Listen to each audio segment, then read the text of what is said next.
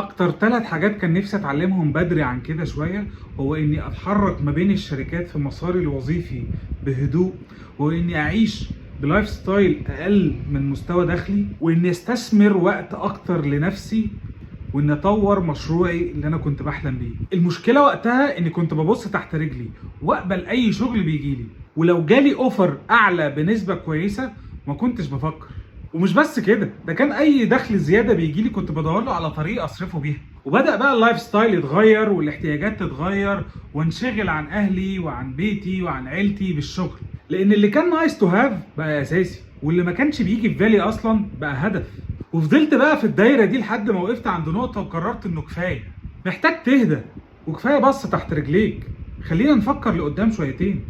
وبقيت اقيم الشغل وعوامل مختلفه عن الفلوس، وبقيت ادي اولويه اكبر للراحه النفسيه والاستقرار، وبدات افهم قيمه الفلوس واحاول